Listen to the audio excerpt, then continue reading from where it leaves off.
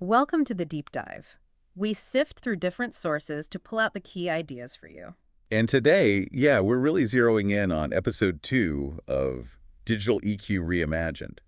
That's Dietrich Byrne's work. Right. We're unpacking his take on digital emotional intelligence. What exactly is it? Why should we care? Uh-huh.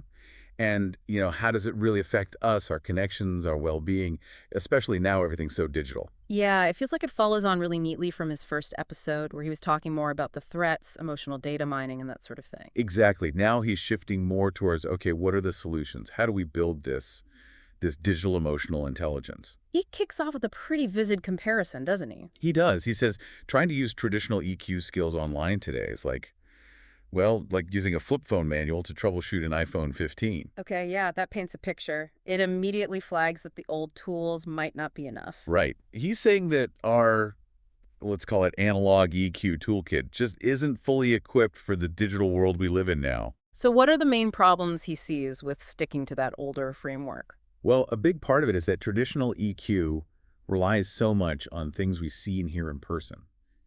Body language, facial expressions, the subtle tone shifts in someone's voice. And online, a lot of that is just gone. Or it's changed into emojis and carefully crafted profiles. Precisely. The signals are different. Reading a text message, for instance, you lose all that vocal context. It's so easy for misunderstandings to happen. You can't really read the room if the room's a comment thread, can you? Not in the same way, no. And beyond those missing cues, Burns also points to another issue, Which is? the accessibility or maybe the inaccessibility of learning these skills. He notes that a lot of emotional intelligence training is expensive, corporate workshops, that kind of thing. Okay. Yeah, So it might be out of reach for the average person just trying to, manage their social media feed or deal with online arguments. that's his concern. Is this becoming a bit of a luxury good? When really, everyone navigating the digital world needs these skills. That makes a lot of sense. It shouldn't cost a fortune to learn how to handle your emotions online.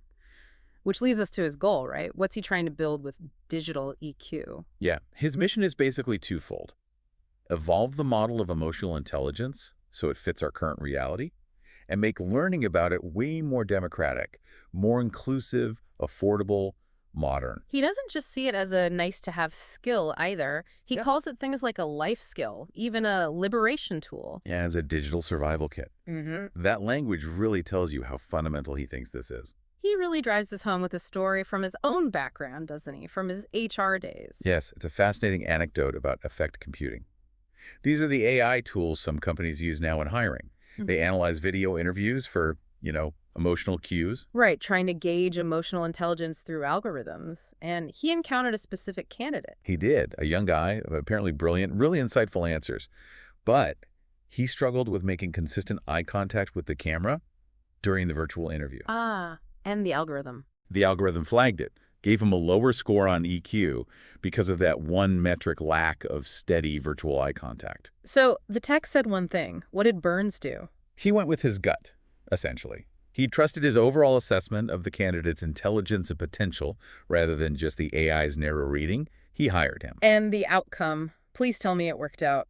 It absolutely did. Burns shared that this same person now actually manages that whole department. Wow. Okay. That's a pretty strong argument against relying solely on algorithms for this stuff. It really is. It highlights Burns' point that these tools should aid human judgment, not replace it, Uh, especially for something as nuanced as emotional intelligence. yeah, it's quite worrying to think qualified people might get overlooked because they don't perform EQ in the specific way an algorithm expects them to online. Exactly. Which brings us neatly to how Burns actually defines digital emotional intelligence. He's got a specific definition. Let's hear it. He calls it your emotional firewall and compass in a world of digital noise. Ooh, I like that. Firewall and compass. Can you unpack that a bit? Sure. The firewall part is about protection, shielding yourself from the negativity, the manipulation, the potential harms you encounter online. Okay. And the compass. The compass is about staying grounded, knowing your own values, your own direction, amidst all the distractions and pressures of the digital world, not getting pulled off course by every notification or trend. So it's proactive, managing and protecting your emotional state within these online spaces. That's the core idea.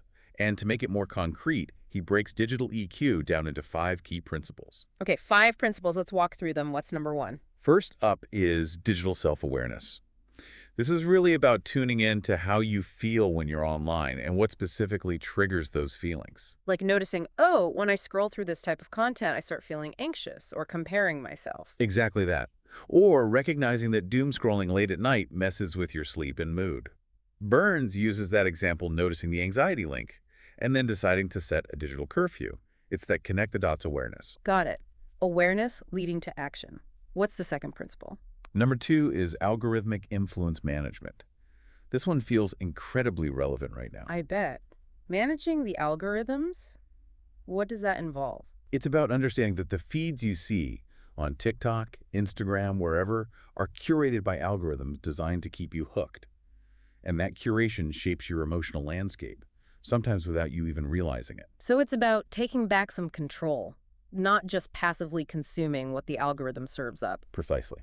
It means being more intentional about what you follow, what you engage with, maybe even resetting your interests occasionally, like Burns mentions doing on TikTok, to get a more balanced feed. He talks about purging his Instagram because it fueled insecurities. Actively curating your digital diet, essentially? Makes sense. What's principle number 3? Third is emotional boundary setting in digital spaces. This is all about drawing lines. Lines around. Availability. Notifications. Yeah, exactly. Saying no to being constantly on, muting group chats that drain you, deciding not to check work emails after a certain hour, recognizing you don't owe everyone an instant reply. That feeling of relief when you finally hit do not disturb. Right. Burns talks about that exact feeling. It's about protecting your own time and energy in the digital sphere. Okay, that's crucial. Principle number 4. Fourth is manipulation detection.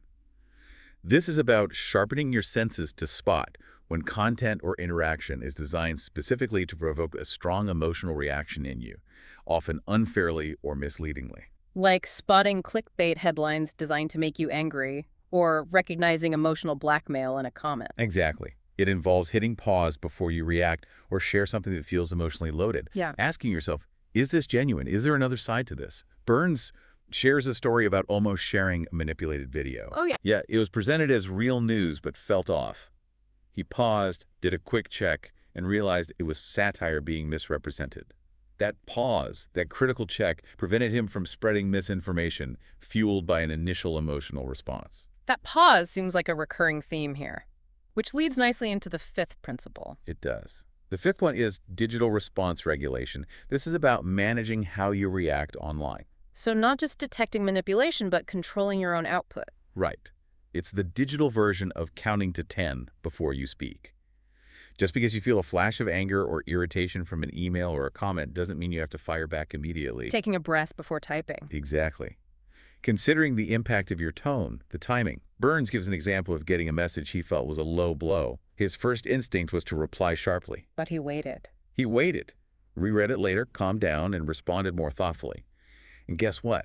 It led to a much more constructive outcome, resolving the misunderstanding instead of escalating conflict. Choosing the response rather than just letting the reaction happen. That's powerful online. It really is. And Burns emphasizes, understanding these 5 principles is great, but the real change happens when you practice them. It's the lived experience that transforms things. Right. It's not just theoretical knowledge. Now, he also connects these back to the traditional EQ framework, which is helpful. He's not throwing the baby out with the bathwater. No, not at all.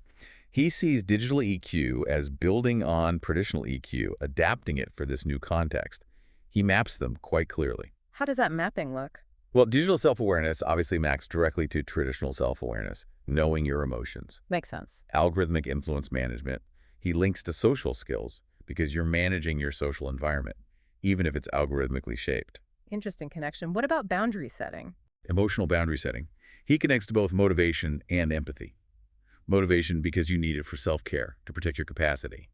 And empathy because respecting your own limits helps you show up better for others, and you recognize their limits too. Okay. And manipulation detection. That draws on self-awareness again, knowing what pushes your buttons, and also empathy, that sort of gut check for authenticity, sensing when something's trying to exploit emotions. Right, that gut feeling.